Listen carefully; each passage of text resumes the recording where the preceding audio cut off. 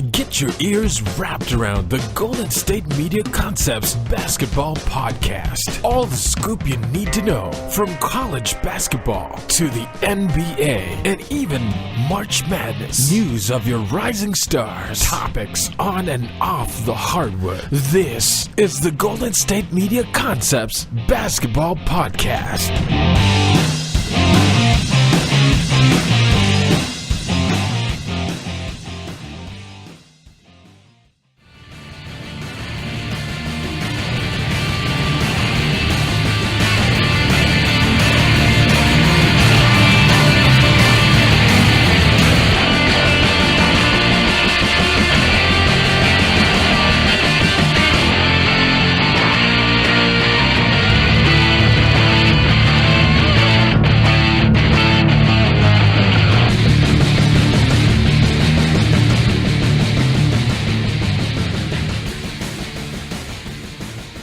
Welcome to the GSMC Basketball Podcast, presented by the GSMC Podcast Network to fulfill all of your podcasting needs with your favorite host, Ryan Holloway. As I told you guys on Wednesday, this will be my last show. The podcast will still be on. It will be hosted by Jesse. He does the football and sports podcast. Really intelligent guy, really knowledgeable. Outstanding microphone presence. You guys are going to like him a lot. He's really easy to listen to. I will miss you, and we'll talk a little bit more about that a little bit later. But as of right now, I'm not going to have everybody on here all crying and stuff because we got to get to what happened yesterday. Because, whoa, if you don't know what happened yesterday, then I'm going to blow your mind because it's gonna be kind of wild. So I'm going to get to that. Basically, the trade deadline yesterday ended at 3 p.m. A lot of moves were made. A lot of situations occurred that, are probably going to go ahead and dictate the rest of the playoffs. Not necessarily dictate the rest of the playoffs, but it just put the Cavs in a different place. I'm also going to ask you guys about. I'm also going to give you guys a heads up about these NBA injuries that I didn't know. That I didn't know the stats on. We got some interesting stats on that. It's kind of wild, a little wild. And then we also have I didn't know this, but I have like just a lesson about usually I do NBA history or tell you guys like this day in NBA history, which I still might do. But I want to give a closing with just a little bit of like game and respect for the most part about how Nike lost Steph Curry. So I'm going to get into all that. But first, I want to ask you guys a question.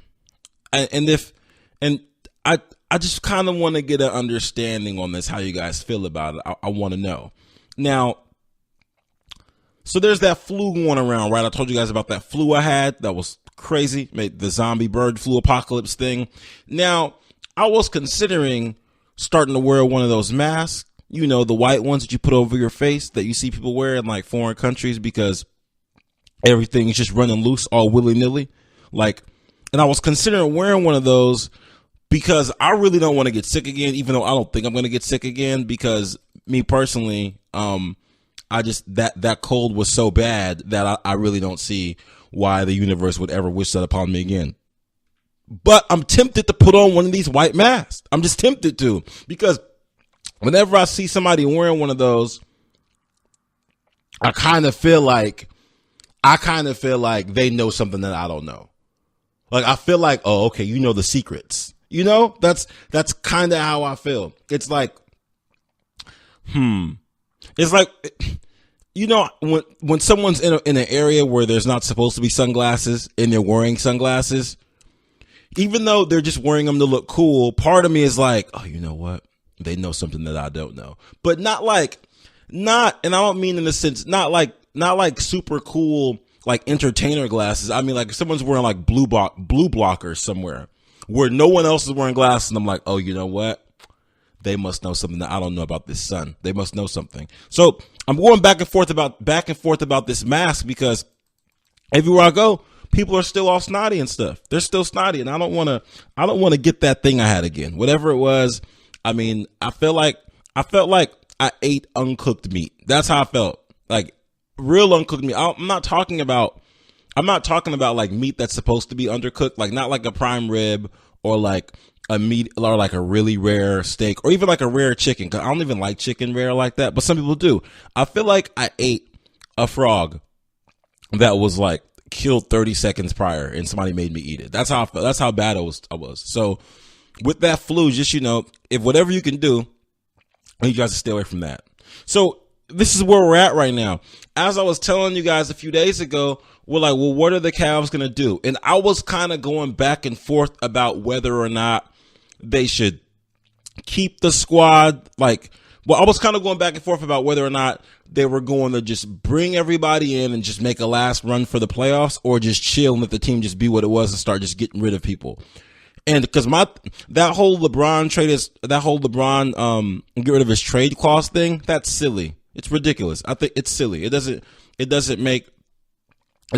don't see how that would have been helpful to anybody. They actually asked him that in a press conference on Tuesday. They said, "Hey, are you going to waive your no trade clause?" He's like, "No, I'm not." He said his response was like really confusing, like, because he said it wasn't confusing. He just, you know, how when people say particular things that are program responses and they realize, oh, that's a program response, I have to change it.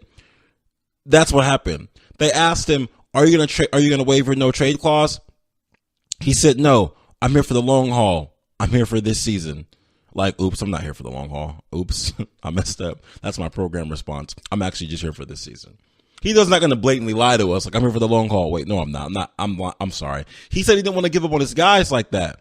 And then I saw some people make fun of him and say things like, well, what does it mean not give up on his guys? He already gave up on them. Ha, ha, ha. No, but like, seriously, if he waived his no trade clause so they could trade him somewhere, that'd be like turning your 2 weeks. Like, here you guys go, get rid of me. That's kind of, that, I honestly feel like that's kind of whack. So I commend them for not doing that, even though it wouldn't make any sense because who would trade for him to just rent him for like 4 months and get rid of their roster?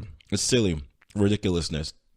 Anyhow, so we were going back and forth about what they were going to do. And I felt like, you know, if you're the Cavaliers and he's going to leave anyway, I say you make some trades that are going to go and give you a push to get the finals again. Because why not? Like, while LeBron's there, I mean, you're not, so you have LeBron. If he leaves, you're not going to get Durant. You're not going to get Steph Curry. You're not going to get Giannis. You're not going to get Embiid. You're not going to get Westbrook. You're not going to get James Harden. Who else is really good? That's probably it. You're not going to get Damian Lillard. So, like, and that's a stretch. So you're just not going to be relevant for a while. You're not going to be. So I say you need to enjoy this time while he's there. So what do? And then we have all these issues and we're kind of like, a lot of us are like, well, what can they possibly do? I mean, what one person can they trade for to get someone else? Is it DeAndre Jordan? Like, what can they get? Like, what can they do? Kobe Altman is a new GM. What can they possibly do? Man, Kobe Altman's playing chess while we're all playing checkers. They somehow got rid of Wade, got rid of Crowder, got rid of Fry, Shumpert, Thomas, and Derrick Rose. They attained Rodney Hood, Larry Nance Jr.,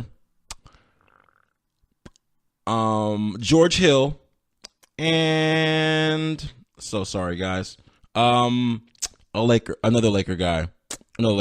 I'm so sorry. I have it here in just a second. But they got two players from the Lakers. They got Rodney Hood, and they got George Hill. George Hill's gonna play the point.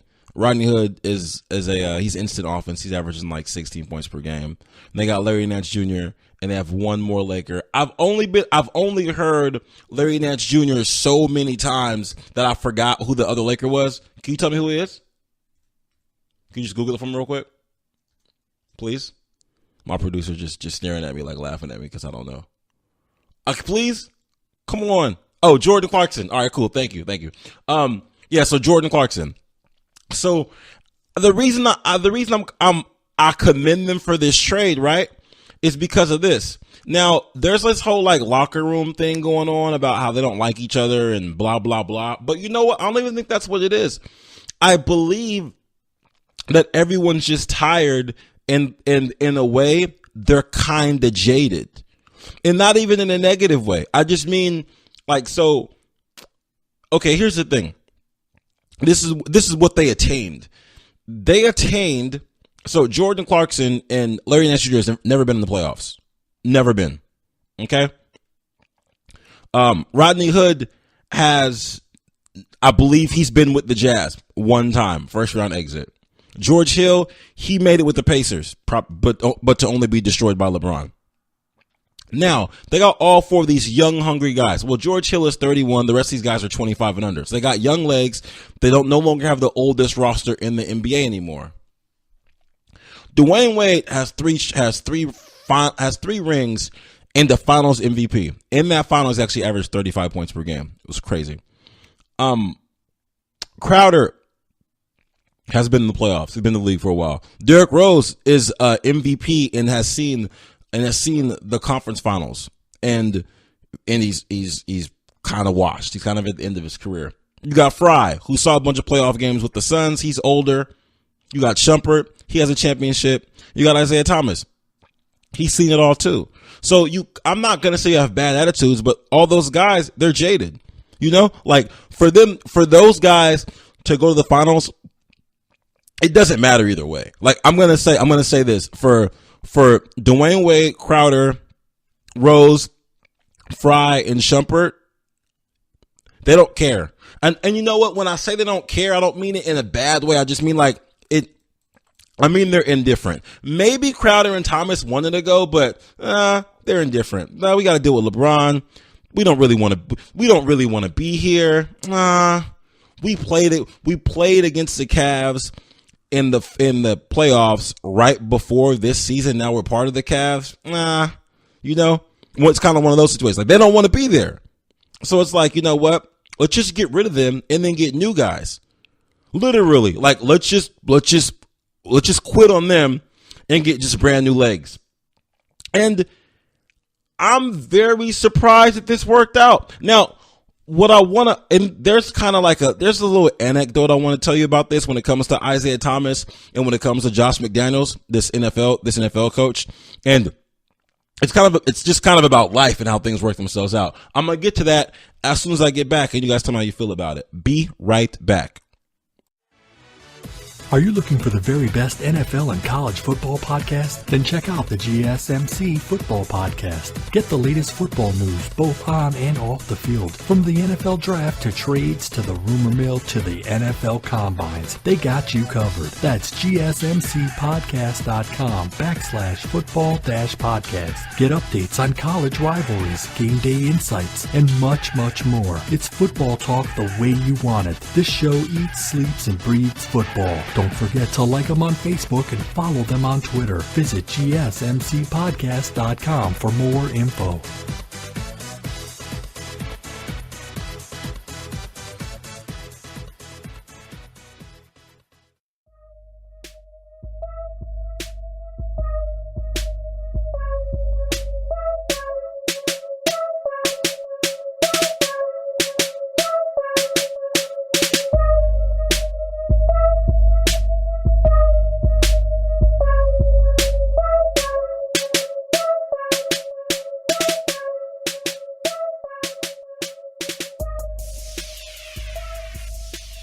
Welcome back to the GSMC Basketball Podcast with your favorite host, Ryan Holloway, presented on and by the GSMC Podcast Network to fulfill all of your podcasting needs.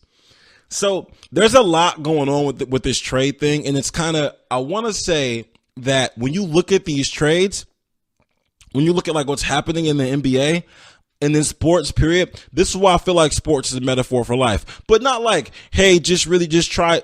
I get the whole try really, really hard and things work themselves out sometimes. Like, that's cool. Like, I get that, you know? Like, but really, I think the biggest lesson in this is that when you're in a position of power and have leverage, like, you have to do whatever you can do to, like, make sure that you create the best situation for yourself. Because that power isn't always around, right? Now, the reason I say that is because of this. Now, when LeBron leaves and goes to a different team, they're probably going to destroy him. The media's going to destroy him for leaving and all that. People are going to be upset. Same way they did Kevin Durant. But they had to do what's best for them. Because the other option is this. You're Isaiah Thomas and you play for the Celtics and you're like a 7th MVP. You're like among MVP candidates last year, you're 7th.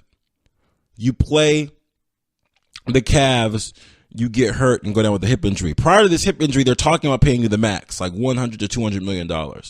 You go down with the hip injury and they're like, what are we going to do about Isaiah Thomas's hip? Oh, well, we'll figure it out. We're still going to get Gordon Hayward. And when we get him, everything's going to be fine. But Isaiah Thomas' hip, we'll just sit on it. We'll see what happens when he gets back. IT is the beloved child of Boston, right? Lo and behold, the butterfly effect of life. Kyrie Irving says he's unhappy in Cleveland. Says he doesn't want to be there anymore. The Celtics hear about it. Danny Ainge smells blood in the water. They start making deals. They basically move Kyrie Irving for Isaiah Thomas. And here, when I don't want to say hindsight is 2020 because it is, right? But the thing is, looking back on it, as bad as this trade went, it kind of sucks to give one of your first overall picks to your rival. Kind of sucks. But no one thought it would be this bad. I know there were some people that were like, that's a terrible trade. But nobody really thought it would be that bad because when you think the Cavaliers would be that bad. Lo and behold, the Cavs aren't playing that well. They're not playing very good defense. The anticipation of the return of Isaiah Thomas is something everyone's been waiting for. He comes back. Their defense is worse. He's still partially injured. He's not in basketball shape. The Cavs are bad. They blame him. Well, first they blame Kevin Love. Then his hand gets hurt. Then they blame Isaiah Thomas. I'm like, you know what? We're going to send you to the Lakers. And they sent him to the Lakers with Fry and a pick for Larry Nance Jr. and Jordan Clarkson. All this happened. He got traded because Kyrie Irving was unhappy. If we really think about it, right? If we really put this together, when he got hurt, there was a lot of talk about what they were going to do with his contract, or would he be ready for the max, or they can't trade him while he's hurt. Like, what's going to happen exactly? And then I want to say we got this Kyrie Irving news in July, like towards the end of July, maybe. No. Yeah, end of July, early August, right? And then suddenly they switch teams. Okay? And now Isaiah Thomas plays for the Lakers. Luckily, there's this, though. Isaiah Thomas said, like 4 years ago, before he ended up on the Suns, when he was on the Kings, he said he always wanted to play for the Lakers, but they were like, this is so long ago. But they were at the time like looking to get Carmelo, right? Think about how long ago that was. And he didn't end up playing there. This was 4 years ago. Maybe his feelings have changed. I'm not 100% sure. But his agent tweeted that he's not going to be starting. Well, his agent tweeted that he's not going to come off the bench. No matter what, he is not coming off the bench. He's a starter, period. We will see how that goes. Him and Lonzo Ball have been confirmed by Magic Johnson that they're both going to start, even though they both play the same position. I guess they're going to have maybe a guard situation. Since Lonzo Ball loves to pass the ball and Isaiah Thomas loves to shoot the ball, maybe that'll work itself out. I don't know. But the Lakers are just playing. They're like playing with house money right now. This season doesn't matter. Only reason I brought up this whole Isaiah Thomas butterfly effect thing is this reason. I'm going to jump to football for a second just so I can make this comparison for you guys. The Patriots have an offensive coordinator named Josh McDaniels. Josh McDaniels went and interviewed with the Colts during the season. The Colts aren't doing very well. The Colts said they had a verbal agreement. All right, yeah, I'll come work for you guys as head coach after the season's over. They say, okay. Well, since the season's been over, they've hired a whole staff for him in the Colts. Patriots lose the Super Bowl. Josh McDaniels goes to accept the job. It's announced on ESPN that he's the Colts head coach. The Patriots call him back. They have a secret meeting with him. I'm not going to get into all the speculatives of it. From what they say, it's like he's going to get more control and Belichick's going to help him. Like the head coach is going to groom him. I don't know the details. All I know is this. He was going to quit a job. He accepted one job. Then the other job said, hey, can you come back? We want to talk to you about this. Then the job he's going to leave is like, so cool. He's like, okay. So he calls the job offer, calls the Colts, like, hey, you know what? I appreciate the offer and consideration, but I don't want to do it. Now people are infuriated and destroying this man. They had his word. They've had a staff for him picked out. You don't do that. It's in bad nature. Even his agent fired. Even his agent quit. His agent said, "That's my word. Is my word. He shouldn't have did that. It's ridiculous." But you always got to do best. You always got to do what's best for you, because organizations are always going to do what's best for them, right? Like the reason I feel like these two things are the same is because Isaiah Thomas was beloved. Then he got hurt and they traded him. They traded him as fast as they can. Like they saw Kyrie Irving and traded him fast. Like, hey man, you got to go. But I thought you guys loved me. Yeah, we love you, but it's the business. Right. But if he didn't get hurt and was like making this negotiation for this $175 million, people would have been like, a greedy athlete, so I was going to get so much money. You got to do what's best for you at that time. You have to do what's best for you at that time. And I feel like that's what Josh McDaniels did. He said, you know what? I was going to leave here because I didn't like what was going on. Those circumstances have changed. I appreciate the offer, but I got to do what's best for me. That's why Durant did what's best for him. That's why LeBron's going to do what's best for him this summer. That's just the way it goes. There's nothing you can do about it. That's why Derrick Rose. Oh, I'm sorry. I'm sorry, guys. Maybe I should tell you guys where these people went that got traded. Well, you guys already know that. You guys don't know. You guys know that Isaiah Thomas went to Lakers. You're aware of that. Shumpert has to do his time in Sacramento as a King. Fry went to Lakers as well. Crowder has to do his time in Utah, and Wade's going back to Miami. The reason I say Crowder has to do his time in Utah and Shumpert has to do his time in Sacramento is because it seems like not so much Utah, but Sacramento, not everyone. A lot of people have to go through Sacramento to get somewhere else, or your career ends in Sacramento. That's just how it is. That's how it goes. Zach Randolph, Vince Carter, Rondo had to make a stop here. It's how it goes. DeMarcus Cousins was here for a really long time. That you gotta come make a stop here in your career. Hedo Turkoglu, Mike Bibby, Vlade Divac, Vince Carter, Coutinho Mobley. I mean, it's you gotta come make a stop here somehow, some way. Everyone kind of ends up playing here somehow, some way. So, hopefully they escape or make it out, and if they don't, then more power to you. Here's the thing, with the whole Dwayne Wade back in Miami thing. Apparently, him and Pat Riley have made up. I heard some speculation about whether or not he still gets along with them or what's going to happen, but like, I'm sure they worked it out, because they're not just going to send him back somewhere that was full of turmoil without his permission. Dwayne Wade is, I'm not going to say a grown man. I hate saying that word. Like, it's silly phrase. Dwayne Wade is a seasoned veteran. He's not going to go back somewhere where he has a problem. So my assumption is him and Pat Riley already worked this out and they're pals. That's what I would assume. Like, why would you go back there? Like, it's silly if things weren't the way that they worked themselves out. Speaking of doing what's best for you is this. I told you guys about Derrick Rose's super special, illy outstanding contract with Adidas, where his Adidas has to give $100,000 a year to an AAU team of Derrick Rose's choice. And his brother makes $300,000 from Adidas as a consultant, and his best friend makes $75,000 a year from Adidas as an assistant. Now, the reason you have to do what's best for you in all situations is because you never know what's going to happen in the future. Derrick Rose plays for the Utah Jazz now. Derrick Rose seems like a pretty calm guy. He seems pretty calm. Like, I respect his demeanor, his swag, his flow. I respect it. His whole demeanor, it hasn't necessarily changed since he was good. Of course, he would bang on people more and like yell a lot more, but him just being like a mellow, cool guy, he's always been that way. But Utah, I feel for D Rose. I really do feel for him. I really do, because you went from Bulls, Knicks, Cavs, Utah.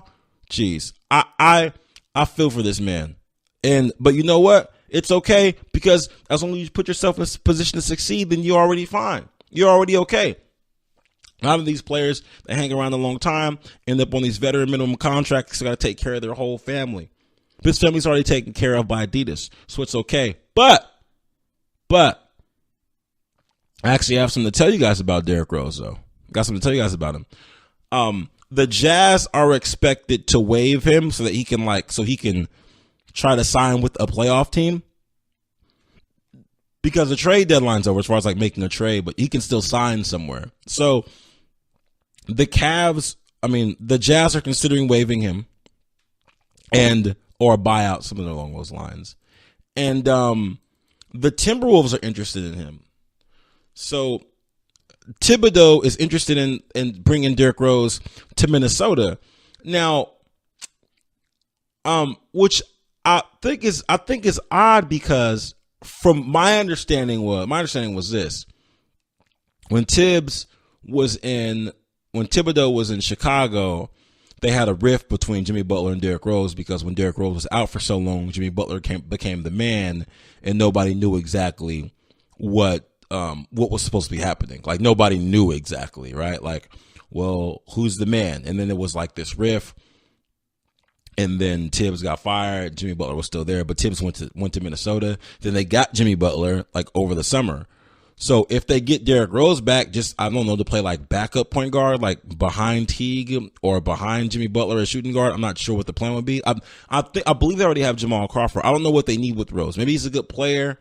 Maybe he's a good practice guy. Maybe Thibodeau would just like the vibe there. But I can appreciate that. Like, I believe Derrick Rose is averaging like 9 points in 27 games this year. Now, I don't knock it though. Like, I appreciate Thibodeau for giving Derrick Rose opportunity. If this is true, we'll see what happens with it. But I just find it interesting that if he does end up there, same thing with Dwayne Wade going back to Miami, it has to be squashed, because I don't see why Thibodeau would bring in Derrick Rose if him and Jimmy Butler genuinely have a problem with each other. Or maybe they did have a problem with each other when they were both the alpha. But now, since Jimmy Butler is apparently like the alpha, and Derrick Rose is like, okay, yeah, just that guy now, then it'd be different.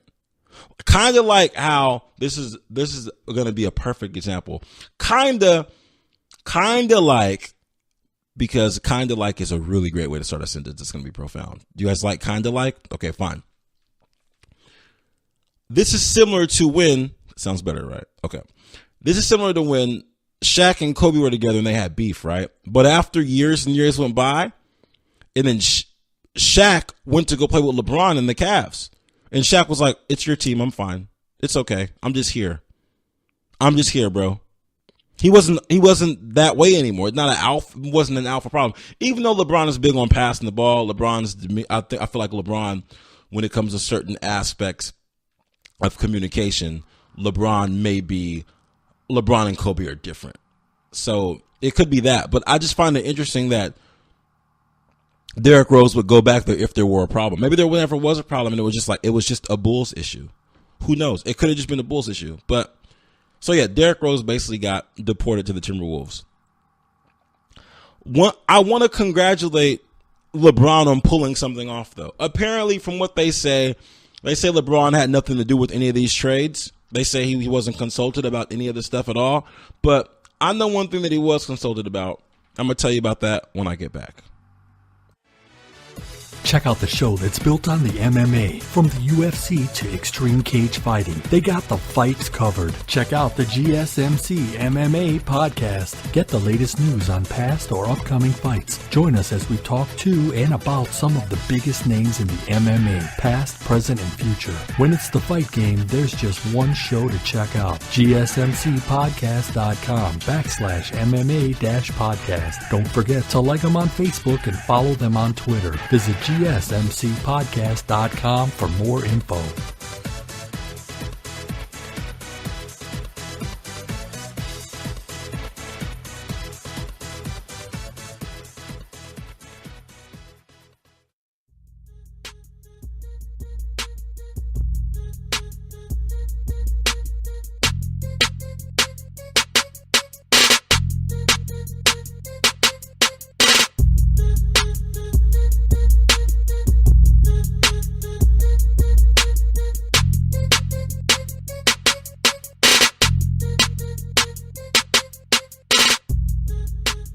Welcome back to the GSMC Basketball Podcast, presented by the GSMC Podcast Network to fulfill all of your podcasting needs with your favorite host, Ryan Holloway. Now, I was telling you guys about this awesome trade that happened a little bit earlier, just yesterday, how the Cavs blew up their whole team. And LeBron reportedly wasn't consulted on any of these things. Now, what I want to say is, I'm pretty sure, I'm sure that when the whole Dwayne Wade thing occurred, I would think that they would talk to him about it or text Dwayne Wade. They probably contact Dwayne Wade like, hey, we're going to be sending you back to Miami. And they kind of just gave him away because it was it's for a 2019 future pick or something like that. They kind of just got rid of him. Now, I can't speak to whether or not LeBron was consulted on that. I don't know. But one thing I will congratulate LeBron on is this. Him and Dwayne Wade are really close, obviously, right? We hear that all the time. And they played together in Miami, right? Now, Dwayne Wade went home, back to Chicago, signed a large contract, and I believe they ended up buying him out of the last year because he wasn't. I mean, they didn't want to do it. I mean, he wasn't balling. They were.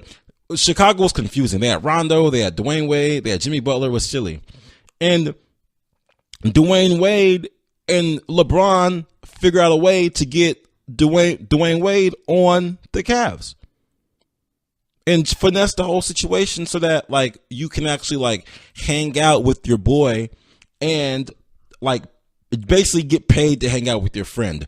Allegedly, what people say is that the locker room had a rift because their relationship alienated other people, but I think that's silly. I think that if a friend, I mean, I could see if they're in the corner cracking jokes and making fun of other players or bullying people, harassing people's wives, just wilding out. I could see that if they were being tools, I get that. But if they're just chilling, having a good time, hanging out together after practice, I don't see how that could alienate anybody. But I appreciate the move of him bringing in his friend and then getting some money with his friend, having a good time on the Cavs, something they can talk about forever, and then just shipping his friend to Miami. That's a complete win. You can't, I mean, especially for him to go to Miami at this time, I would imagine that it must be the perfect time to go to Miami because and Miami's going to make the playoffs. So they'll probably play each other in the playoffs. It'd be cool. Basically, I want to read you guys a quote. It's by Alan Watts. The essential principle of business, of occupation in the world is this. Figure out some way in which you get paid for playing. And that doesn't just apply to sports. It applies to life. And when they say playing, it basically means having fun, being entertained. So if you can find a way where you can collect money with your friends, increase your funds, and have a great time, why wouldn't you? The same thing as the whole Doc Rivers thing, right? I'll bring this back to trading in it. But when it comes to Doc Rivers bringing over his son from New Orleans and giving his son a really big contract 4 years ago, that it's not a big contract now, but 4 years ago it was a big contract, and him and other players feeling alienated by the relationship. Hey, so what? So what? You have to do that for your kid, right? Because when it's all said and done, it's not going to matter when you're in a position of power to make those decisions. And have that type of leverage, you have to take full advantage. Because in this life, you're only going to be in positions where you can make times where you can make significant decisions are limited in life. I don't care how much money you have. It doesn't matter. But you're limited to how many power moves you can make. You may be someone that's going to make 1 million power moves in your lifetime. You may be someone that's going to make 5, but it's still a limit. It's not unlimited power moves. I mean, Elon Musk can only launch so many rocket ships, right? So I don't knock Doc Rivers for signing his son and giving him that bread and everyone wanting to quit the team. I don't knock him. I don't knock LeBron for bringing on his friend, hanging out with him, and then making sure he got paid and then sending him off to Miami. I don't knock it at all.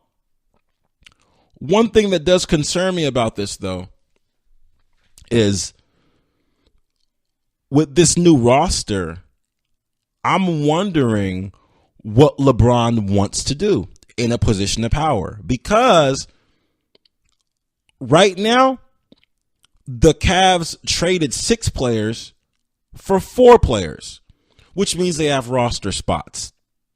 So I'm wondering if the GM, I know they the contract with the other GM expired and they brought in another guy. I know this new guy can't necessarily just wave a magic wand and have LeBron feel happy in Cleveland. I know he can't do that. However, with these spots that are open, I'm wondering if there may be a possibility that is there room to pay somebody? Is there room for a little max contract here? Possibly when they talk to LeBron about his 1 year, is there someone they can bring in for a year to make a difference?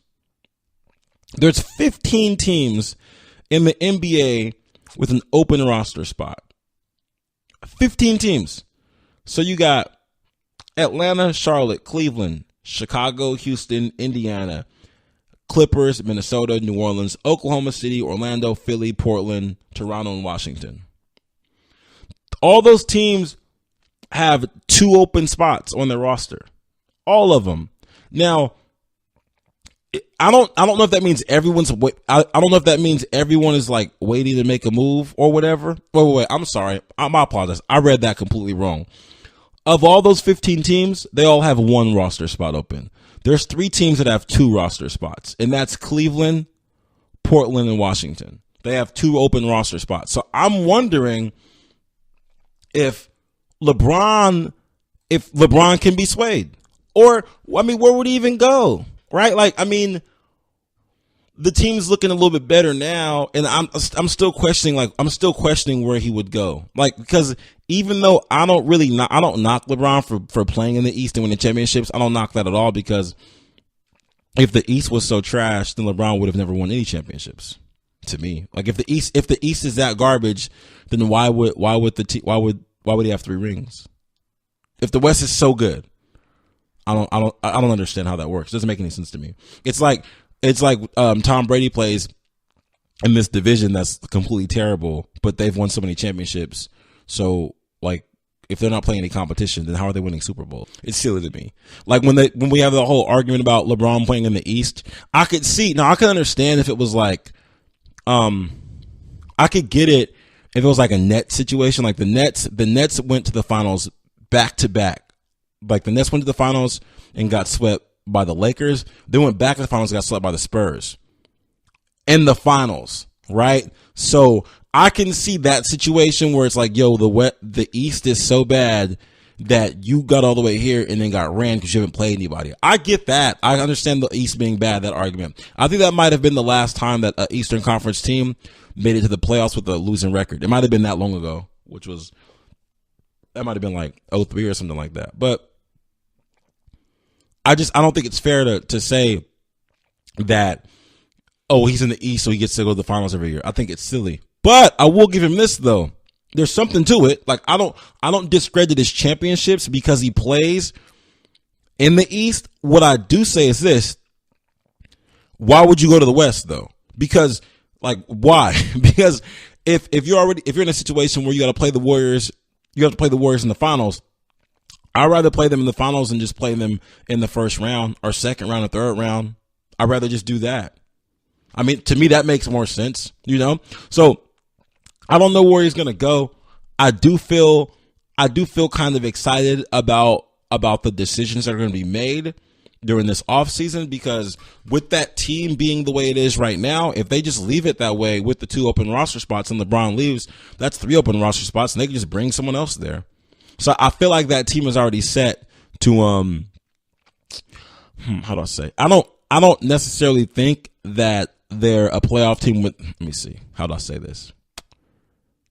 If LeBron left that team, they wouldn't make the playoffs, but if they brought in someone else, like if they brought in a big man, because I don't think they still have Tristan, but you know what? I think this team can make a push for 8th seed without LeBron. A possible push, a little push, a little poke in the back. It's a little baby push, a little 1-2 maybe, possibly, maybe. You guys don't think so? Huh? Okay. Well, this is what we're gonna do. I'm going to go on a brief commercial break. And when I get back, I want to tell you guys about how Nike lost Steph Curry. I'm also going to tell you a little bit about Markelle Fultz.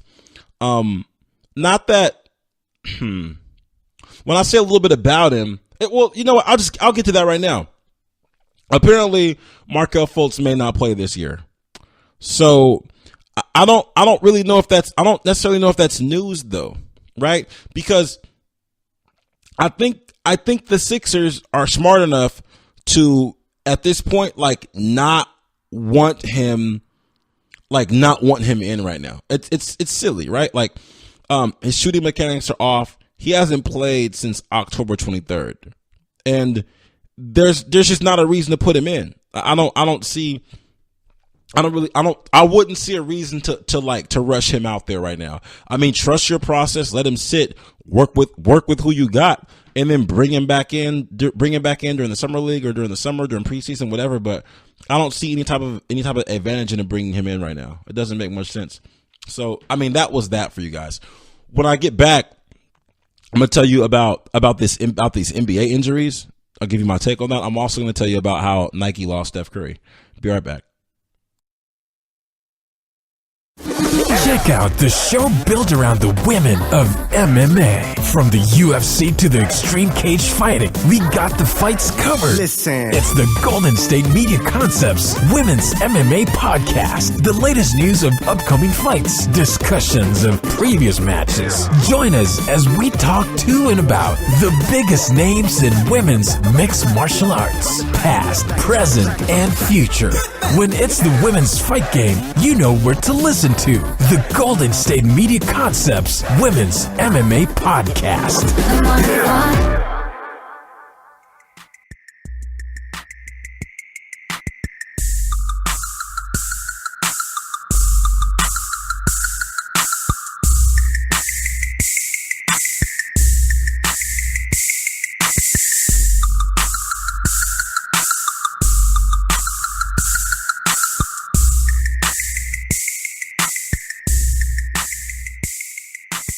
Welcome back to the GSMC Basketball Podcast with your favorite host, Ryan Holloway, presented on and by the GSMC Podcast Network to fulfill all of your podcasting needs. As promised, I told you I was going to tell you guys about these NBA injuries and about how Under Armour got Steph Curry from Nike. And when it comes to it, it's actually kind of like a story in life about how you just have to respect everybody no matter what. You can't just go through the motions no matter what. Not at all. Can't do it. Now, do I want to tell you guys about the injuries first, or do I want to tell you guys about Steph Curry first? Can't waste time. This is the last show. This is what we're going to do. I'm going to tell you guys about the injuries first, because I just kind of have a take on it based on the numbers, right? Because this is what happens with certain things. When you try to have too much control, it can mess things up. And I know I talked about a little bit earlier about having leverage and all that, but when you try to have too much control, it can mess things up. And I'm going to explain this to you. Basically, the NBA said no more resting players. We can't rest players. You guys can't rest them anymore. It's ridiculous. The players are like, well, the coaches are like, yo, we play all these back-to-backs, and it gets tiring, so we have to rest the players sometimes. Which, me personally, when it comes to resting players, I don't have a problem with resting them on the road. I think the players should play the home games because, the people that pay for season tickets, I feel like when you pay there's no guarantees on a season ticket at all, other than that there's going to be a game, right? You're not necessarily entitled to anything. But I feel like if you buy season tickets, and you're a season ticket holder, you should at least have a high probability of seeing the players that play for the team that you bought the tickets for. That's what I think. Now, when it comes to players that travel there, I don't know, because it could be based on their schedules. If you want to see LeBron play really badly, you want to see him play really badly, but do you really want to see him play against the Knicks after playing a triple overtime game against the Celtics? Do you really want to see that LeBron? Do you? I mean, really, I don't. If I buy a ticket, it's not going to be for a back-to-back. Realistically, I don't want to see them burnt out like that. Anyway, the NBA decided that if you rest players, then they're going to fine you $100,000 and for resting players because it's detrimental to the league. And what they'll do, they'll adjust the schedule. So what they did, they got rid of the back-to-backs and made the season start earlier. to get rid of back-to-backs and then threaten if you rest players and Now, they did this, and as of right now, the season's not even over yet, but as of right now, compared to last season for the whole year versus this season up to right now, injuries are up 30%. They're up. Now, when it comes to that number, I don't have all the variables. I'm sure it's skewed in some way, like whatever. Let's say it's off by 20%. Let's just say that, because there's always variables for particular surveys and statistics to create a dialogue or narrative for whatever someone's trying to prove. But for argument's sake, let's say that number's off by 20%. They're up 10% then, right? Porzingis and DeMarcus Cousins, they end up being overplayed. Reports say that they were not complaining of fatigue, but they were beat, right? And they still had to play. And now they're hurt with ACL injuries. I'm sorry. Porzingis tore ACL, and I want to say Boogie tore his Achilles. I know Boogie's injury is less serious than Porzingis' because Boogie's is near the foot and Porzingis is in the knee, which sucks. But I just think it's odd. It's interesting because I feel like what they should have done, I mean, they may have did this for optics for the customers, but I believe what they should have done was basically just left it the way it was and then find people for resting players instead of extending the season, because they extended the season. So the season's literally longer versus just having a back-to-back and then saying, well, we're going to fine you. And the only reason that this is even a big deal is because one game, LeBron, Kevin Love, and Kyrie all didn't go play in Minnesota.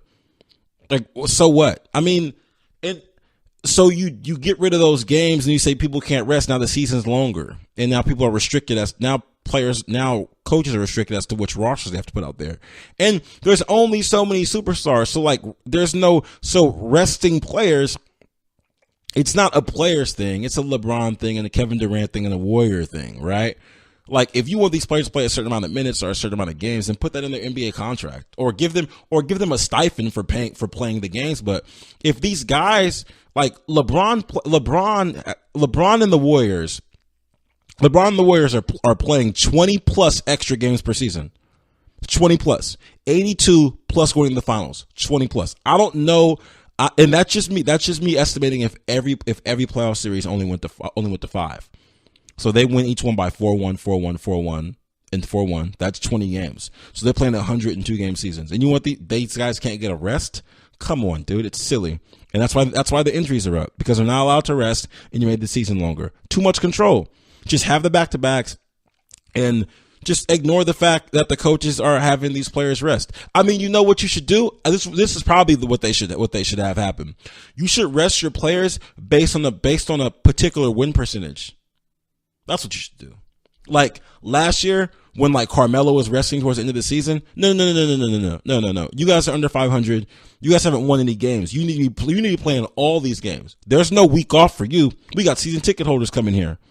But if you have a certain amount of wins and you're doing your job to bring money into the league as an organization, then you should be able to rest. Like, bro, we're 60-10. Sorry. I mean, because it's okay at the end of the season, right? It's okay at the end of the season for the best teams to rest their players. That's okay. But season ticket holders are still going to those games. So why is that all right to get ready for the playoffs?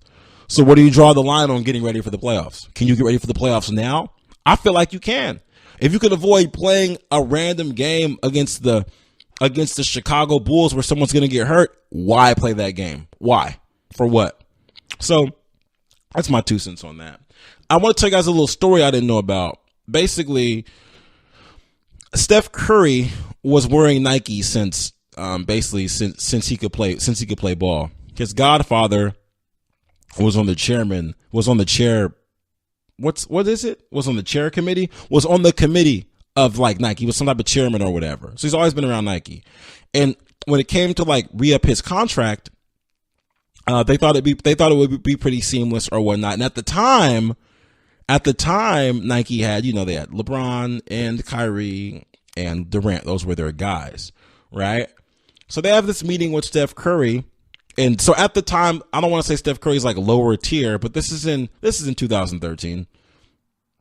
And they basically go to have a meeting with him. And first of all, they called him Stefan. Now, his dad said that this is something that happens. This is something that happens like often. People always call him Stefan. My little brother's name is Stefan. People call him Stefan. Happens all the time. But there was no correction to it. They just kept calling him Stefan throughout the meeting. Then there were two heads of Nike that Steph has like usually worked with in the past that weren't at this meeting. So they just weren't there. So they sent like a junior representative to come and represent it. Lastly, they put a PowerPoint up. To show them a presentation, and they left Kevin Durant's name on it. So it's basically the same presentation that they would show Kevin Durant, but like left his name on there. So you called me the wrong name, then you showed me someone else's like presentation name, and then you don't even show up, don't even bring like all the big wigs to the meeting because I'm not Kevin Durant, and I'm not LeBron James, and I'm not Kyrie Irving yet. And so what happens is basically Steph Curry and Kent Basemore are pretty close because Kent Basemore used to be a Warrior. Kent Basemore is with Under Armour. Kent Basemore is from Carolina, just like Curry is. They have a good relationship. Steph Basemore convinced Steph Curry to go ahead and sign with Under Armour. Under Armour showed Steph mad love, and now Steph Curry's now Under Armour's basketball shoe sales are up 350% since Steph Curry signed with them. The moral of the story is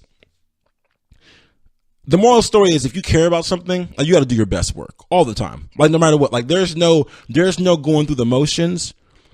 There's no just showing up. Like there's no 80%. If you want to do something, if you care about something, if something's important to you, you got to dive in because people can tell when you don't. They can tell. And you know what? Maybe Nike didn't care. I would think that Nike's all about success. I would think Nike wants all the money. That's what it would seem like to me. That's what it would seem like.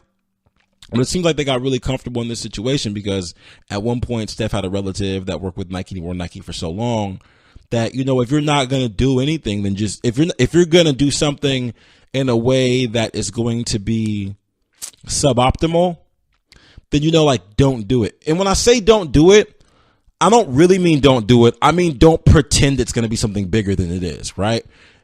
This is what I'm saying. Don't call someone to the Marriott for a meeting and then call them by the wrong name and then not bring everybody to the meeting that's supposed to be there and then show them a PowerPoint with someone else's name on it. Just call them. Just Skype them. But don't put on this grandiose presentation for someone if it's going to be half done, if it's going to be subpar, because it makes you look worse than if you didn't do it. You'd have been better off saying, hey, you know what? So-and-so can't make it. We didn't have time to do a PowerPoint, but let's talk about this. Let's talk about it. Can I call you Steph or Stefan or Stefan? I'm sorry. I mess your name off and I apologize. But to just go through the motions of it just because you think he's going to stay is silly. And that's something that I've learned by talking to you guys often and like doing this show. There's been times when I started that I wasn't aware of how much information I would particularly need to do something. I'm like, you know what? I need a little bit more research done than that. After doing this more and more and more, it's gotten to a point where I would never want to let you down by giving you a bad show. It's not something I would ever do. If I can't do it, if I can't, I can't. Like when I had that flu, I told you guys about that flu. I told you guys about the zombie flu I had. If I'd have came in here and gave you guys a show, it would have been bad. You would have hated it. But if you're going to do something, you got to plunge. You got to go all the way in. And Nike probably lost, I don't know, $1 billion. And that $1 billion that they lost on that, it's a big deal because they owe LeBron $1 billion. So if they could have made $1 billion off of Steph and gave that $1 billion to LeBron, that's one more $1 billion that they would have. Instead, they got to find some other guy to make $1 billion. And it all balances itself out. When I read this story, I just found it interesting because in 2013, no one knew who Steph Curry would be. I knew he was a solid shooter. I knew he was really good. I didn't think he'd be this guy. In fact, in that draft, there was Steph Curry, James Harden, Blake Griffin, and Ricky Rubio. The person's highlights we saw the most in college was Blake Griffin. Rubio didn't play forever. We saw Steph hitting threes in college, but he was still smaller. And now he's a superstar. I mean, so you never really know who you're dealing with. But if you're going to do a situation, if you're going to do something, or you have a job, or you have a responsibility, just make sure you give it your all, because you never know you never know what it's going to look like. You could destroy something. First of all, you never know who you're going to need for a reference.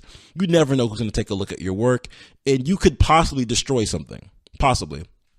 If you need more time to work something out, sometimes it's better to just be late and do it right than to be early and do it completely wrong. And I learned that in school, because like there were classes that I had when, like, you know what, I have to turn this paper in, because having a few errors on this paper, I won't lose as many points as I would lose if it was late. I can wait a day, but I'll lose 25% on the paper.